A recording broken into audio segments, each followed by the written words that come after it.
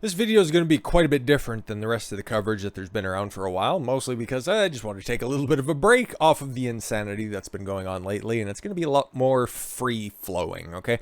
A lot less fact-based, so if you're looking at that, I'm just going to be giving some predictions and assessing what the hell has gone down in like the past 48 hours in the MLB, because this has been one of the more active trade deadlines that I've seen in a while, especially when it concerns larger names that are out there. So we're going to look at the trades that were made, some of the bigger ones, see how it impacts both teams, and then which teams just kind of stood stupidly on the fucking sidelines as everybody else was making their teams better, and how that kind of shakes out for every division going forward, because as the race for September, as the race for the playoffs heats up, there is a glut of really strong teams, and then there's some really shit basement dwellers that did really good jobs of just peeling off whatever stars they had, and they're going to have bright futures in the very near future. So we're going to start closer to the bottom when all of the action started to kick off, and the big winner out of all of this, outside of the Dodgers, because they ended up just landing a whole glut of great fucking talent, the Braves made maybe not as many outright splashy moves, but they vastly improved their team, trading with the Diamondbacks and with the Cubs a couple days ago to get Jock Peterson from the Cubs, and then from the Arizona Diamondbacks they got Stephen Vogt, who is quite a good infielder, okay? He adds a lot of power, and he can be a pinch hitter, and judging by what's happening in the the NL East, the Braves are going to be contenders, and I still don't have any faith in the Mets. I don't think that team is gelling quite as well, and there's a lot of pieces there that keep getting hurt, and especially if Jacob deGrom is going to be less than healthy for a playoff run, don't expect much out of that team, even with Carlos Carrasco coming back very shortly. I think he's supposed to make a start here in the next couple of days, if not today, maybe. But still, without deGrom, that is a considerably different team, and don't put any pressure, and this is coming from a Blue Jays fan, don't put any pressure on Marcus Stroman, because that kid folds like a fucking house of cards, okay? He could not stand up to any criticism, and the moment you heap any pressure on him, he had one good postseason, but that start and a half, outside of that, he hasn't shown any glimpses of being better than a 3, maybe, in a championship rotation. So if he has to play the role of a 2 right now, Mets are in deep shit, especially with the moves that the Braves are making. And then the Rays acquired Nelson Cruz, yes, and Rich Hill from the Mets. Nelson Cruz, returning back to the Tampa Bay Rays, is quite a good pickup, because the AL East at the moment is very interesting, okay? Because the Blue Jays shored up their pitching needs. They don't need any help. All they need is for their starting 9 to just, I don't know, fucking get out there and play. They needed some pitching help. It's going to be touch and go if they win the wild card. And there's so many good teams, and the Orioles in the AL East. But you could really foresee the Yankees, I don't know, just kind of getting it together and potentially making a run. I wouldn't put any money on it, but it's there's an outside chance there. And then you got the Red Sox, who just fucking loaded up. Good for them. That's a team that is over fucking performing if I've ever seen one. And then the Jays themselves just kind of shoring up all of their weaknesses. So this will be interesting. This is going to be the most competitive the AL East has been in, oh my god, a long old time, probably the past decade, that's for sure. So getting Cruz to fill in the lack of power that comes from the Rays at the moment, that's very significant. Great pickup, even though Nelson Cruz, I don't know, he just keeps defying Father Time. Perhaps he's on that Barry Bonds diet. I doubt it. He seems like a stand-up guy. He knows a lot of the people that are still there, so he's just going to slot in quite nicely. This isn't going to be a fish out of water scenario. He's not just going to be dropped in and have to learn the surroundings. And the best thing of that, if he struggles when he first shows up for the Tampa Bay Rays, he won't have to worry about any of the fans heckling him, because even though Florida is still the most open state, nobody shows up to watch the fucking Rays. God, it's atrocious. And then Hill, yeah, the man's like, what, pushing fucking 50 at this point, but the good news is he has like, what, 10 years of fucking pitching experience on his arm, because he's always hurt. Yeah, and the one move that the Padres made, acquiring Adam Frazier, is a hell of a pickup, okay? And he makes the entire infield for the Padres ridiculous. So you got Manny Machado, and you got Fernando Tatis, and then you got Frazier at second, and then you got Eric Hosmer at first. It's a fucking stacked lineup, dude, okay? They're going to be contending, and just like the AL East, the NL West is top heavy very top heavy. The Yankees, like I said, don't be surprised if they don't, or if they end up making a little bit of a run, because they're just trying to construct Murderer's Row once again, and hopefully Garrett Cole can get his fucking shit together. Because if there's one person that's been detrimentally affected by the random substance checks right now, it's Garrett Cole. Okay, because he got fucking roasted by the Rays about a week ago at this point. And in order to compensate for their lack of pitching, yeah, they got Joey Gallo and Anthony Rizzo. Joey Gallo, it's either bombs or bust. And Anthony Rizzo is just a great pickup because he's just a total team guy. He was with the Cubs before they were good, okay? So it was shocking to see him leave, and the Cubs, man, they did a fucking tear down, but more on them shortly. Might as well get the Jays out of the way, because they're going to get close to the playoffs. They're going to get close. They're just going to finish third, I'd imagine. It sucks, because the people that they picked up, like Brad Hand, they've been looking at for a minute. They tried to sign him in the offseason. They ended up settling for Kirby Yates, and then he just fucking blew something out, and yeah, he's done for the season. So they ended up getting a guy they should have signed to begin with. So yeah, that'll definitely help for the back end of the bullpen, because ever since they traded Roberto Osuna for stupid fucking reasons, oh, he might have hit somebody, oh wait a minute, it was totally fucking made up, oh okay, so you sold him for pennies on the fucking dollar to the Houston Astros, and then what happened? Well, a couple of trash can bangs later, Houston Astros were World Series champions. Sucks to suck. That's when my confidence in the Blue Jays organization just started to wane, just to let you know. But yeah, they ended up picking up Brad Hand, and today they picked up Jose Barrios, quite possibly Minnesota's best young arm that they have right now, and Minnesota's a total dumpster fire for multiple reasons. But he's still arbitration eligible for 2022 and 2023. So as you can see here, I don't know if they're necessarily looking to make a run in this year's playoffs, but the people that they were adding, yeah, have more eligibility ahead of them in the arbitration realm. So it makes sense that they were adding him. They didn't go after Scherzer, who did get dealt to the Dodgers, mostly because the Rays are having a hell of a year and the Red Sox are having a fucking just absolute pisser at the moment. Try again next year, I guess. Another year of gelling.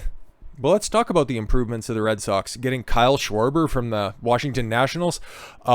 Another huge bat. That lineup that they're going to be fielding is fucking impressive. There's going to be a lot more bombs and a lot more condensed in the Green Monster. That's for certain. But let's talk about the fire sale with the Cubs, because we touched on Anthony Rizzo finally leaving the north side, heading over to New York.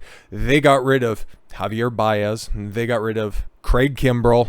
Like stated before, they got rid of Jock Peterson. They got rid of pretty much everybody of significant value to that team. Then you got Baez going to the Mets, which is just another big bat that doesn't really make a hell of a lot of sense at the moment, but it's the Mets. If you ever just stop and think about them for too long, you end up getting vertigo. And then shipping Craig Kimbrell, the closer, one of the best closers in baseball right now, to the south side. Let's just talk about the back end of the Chicago White Sox bullpen. Craig Kimbrell, Liam Hendricks. And then they also picked up Ryan Tepera not that long ago. A couple of old Blue Jays who are super, super good. Tepera and Hendricks right after they left the Blue Jays, but 7th, 8th, 9th innings, they're just going to be locked down on the south side. There's no hitting off those guys. It's fucking ridiculous what they have in the bullpen. But then, yeah, just to round out the Braves, a little retooling, picking up Jorge Soler, another former Cub, who got shipped over to Kansas City. That was a long time ago anyways, but now he's over with the Braves, and he's going to fill the slot that was vacated by Marcell Osuna. Well, he's dealing with his own set of legal troubles, which I should probably take a look at in the near future. But then the big piece that fell out of the Cubs, there's been talks about trading Chris Bryant for a long time, and the trigger was finally pulled today, and he was just kind of bouncing around from place to place for a minute, and now he's ending up with the San Francisco Giants. That is, from what I can tell, outside of maybe a couple of minor moves, the only move that the first place in the National League West, the Giants, fucking Giants, they were getting good starts out of Aaron Sanchez, for Christ's sakes. Jeff Samardzija, okay? Not just having to rely on Johnny Cueto. Like, these guys fucking figured it out. They were supposed to be bad this year, like really fucking bad. But then they make a play for Chris Bryant, and he's going to be their everyday third baseman. That's going to be a good team now. This isn't going to be a flash in the pan. They're going to be sticking around. I still think they fade by the end of the year, and all of this ends up being for naught. But let's just talk about the Dodgers for a minute, okay? Picking up Danny Duffy from the Royals, not going to get the headlines of the big deal that was made, but they traded like one prospect and some cash for a guy who's currently on the DL, but a guy who absolutely dominated for the Royals for a really shaky time for the Royals. That's a good pickup, okay? And if they need a long man, and I don't know if any of their glut of starters, and if Trevor Bauer ends up coming back, which I hope so, fuck man, they are just going to absolutely outpitch everybody, okay? You'd have to run the 27 Yankees up there in order for them to even remotely be challenged, because you got Julio Urias, you got Clayton Kershaw, Walker Buehler, potentially a returning Bauer, Tyler Goslin. Like, you've got a whole embarrassment of riches, and now you can add on top of that Max Scherzer, okay? Because there were reports yesterday evening, like late in the day, that the Padres were taking a look at him, and I was like, oh, okay, yeah, that makes sense. I don't like San Diego's pitching staff, mostly because I've seen Blake Snell pitch, and weak. He's just experiencing the bump that an AL pitcher gets when they go over to the National League right now. I don't like him in the long term. I don't think that his stuff is quite up there, and I know that there's no real way to quantify that, but I think that he's all smoke and mirrors, and yes, they have Yu Darvish, who has proven to be quite a rebound candidate after getting hurt at the end of his stint with Texas, and then bouncing around for a minute between the Dodgers and the Cubs. And now he's with the Padres. I think he's good. I think he's still good. I think he still has something. And they really could have used Scherzer, but the Dodgers ended up swooping in, giving up a couple of prospects. But because the Dodgers continue to churn out good prospects, it really doesn't matter that much. And even though Scherzer is still 37 years old, the guy can still pitch at a high level, okay? There was something in the water back in the day when all of those guys were with the Tigers, okay? When you had Scherzer and Verlander. Those guys still, at the ages that they are still pitching lights out. And then to land on top of that, you got Trey Turner. Just think of that fucking Dodgers lineup when they're healthy. If they have all of the weapons available to them, like just going around the horn, okay? At third base, you have Justin Turner. At shortstop, you have Corey Seager. At second base, Trey Turner. At first base, you have fucking Albert Pujols, okay? Who's picked up on the scrap heap from the Angels, and he's having a decent fucking year. Then you take a look at the outfield. You got Cody Bellinger. You got Mookie Betts, AJ Pollock, and two young studs, Will Smith and Austin Barnes behind the plate. That is a video game lineup. Not to mention the fact that, what does your 1 through 5 look like if everybody's available for the starting rotation? Bauer, Scherzer, Kershaw, Buehler. It doesn't really matter who the fifth is because you still have Kenley Jansen locking down the back end of the bullpen. And Joe Kelly. Like, it's absurd, okay? You'd have to turn off GM mode on the fucking show in order to put that team together. But there were some notable exceptions. Some people that weren't traded on the day that probably should have. Some teams that really fucked up. Like, we mentioned San Diego. Like, okay, yeah, it was nice to pick up Adam Frazier. Good pickup. Shores up the middle of the infield. But you guys still needed pitching, okay? And maybe you'll get some for the waiver deadline, but outside of that, you guys really fucking struck out. And then the other really bad team in the NL West at the minute, Colorado Rockies. Trevor Story has already made it fairly obvious that he's going to be leaving at the end of the year, so wouldn't it make sense to at least get some sort of prospect capital back for him? No, they're just going to hang on to him. They were close to trading John Gray, apparently, probably the only bright spot in their rotation.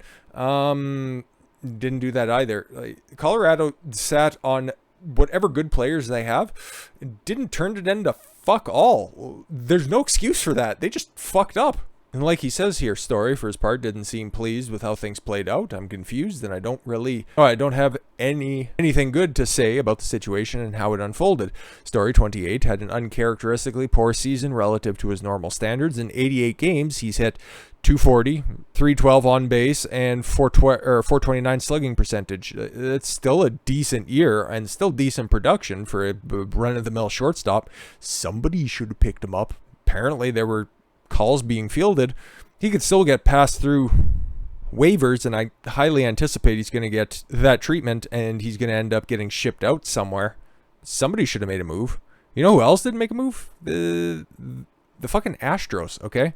That's another meat grinder out there in the AL East, or the AL West, sorry. I could see him ending up there. potentially if somebody slides over to third base. I just don't know what Denver's thinking. Perhaps they weren't. But yeah, there was a lot of movement today, and we can still expect a little bit more heading into the playoffs as well. My opinion on the MLB still doesn't change. I think that it's run by a complete and utter fucking cuck. But the playoffs, if you're interested, if you're one of the few people that are still remaining to watch, you're going to be in for a lot of good baseball because there is a bunch of freaking good teams. In every division, there is at least 2 elite teams that are there. Most cases, there's 3 elite teams. So down the stretch, it's going to be some of the best baseball that you're going to be able to watch in recent history, that's for sure. And this video ended up being a whole hell of a lot longer than I anticipated, but hey, them be the breaks. And I just like to talk baseball every once in a while to just distract from the insanity that's going on. With that said, I thank you all very much for the gift of your time. I've been Don Consuelo. I want you to follow your gut and get after it. Take care, everyone.